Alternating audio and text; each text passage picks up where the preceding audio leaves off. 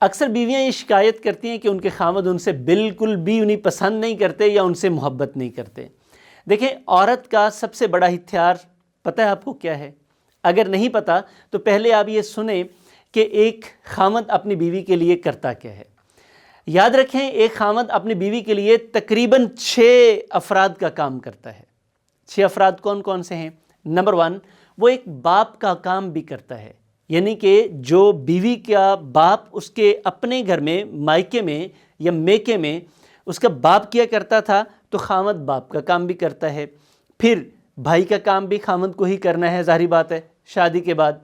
بیٹے کا کام بھی خاوند نے کرنا ہے۔ اگر آپ کے بیٹے ہیں، جو کام آپ ان سے کروا لیتے ہیں، وہی کام آپ کا خاوند کہے بغیر کرتا ہے۔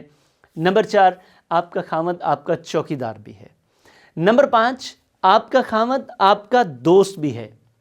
نمبر 6، آپ کا خاوند آپ کا رہنما بھی ہے۔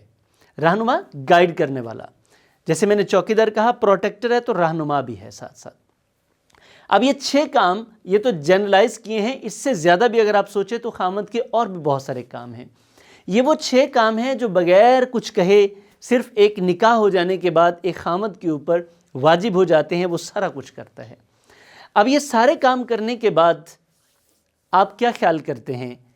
آپ سے کچھ وہ ایکسپیکٹ تو کرتا ہے۔ تو یہاں پہ سوال آتا ہے کہ ایک عورت کا سب سے بڑا ہتھیار کیا ہے؟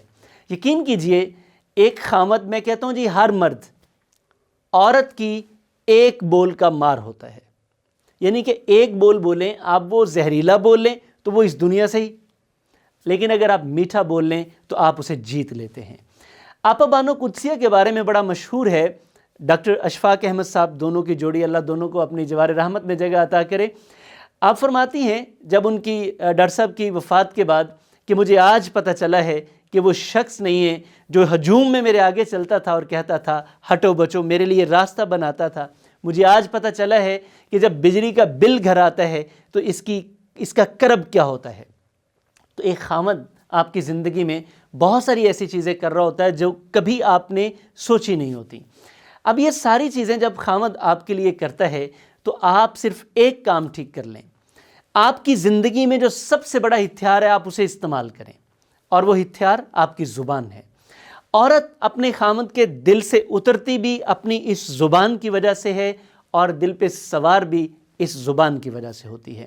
یاد رکھیے گا، آپ کی خوبصورتی، آپ کے اعضاء، آپ کا جسم، یہ وقت کے ساتھ ساتھ ڈاؤن فال کا شکار ہوتا ہے، یہ خراب ہوتا جاتا ہے، خوبصورتی کم ہوتی جاتی ہے، لیکن آپ کے جسم کا ایک ایسا پارٹ ہے جو ہمیشہ خوبصورت رہتا ہے، بلکہ وقت کے ساتھ ساتھ یہ اور بہترین ہوتا جاتا ہے۔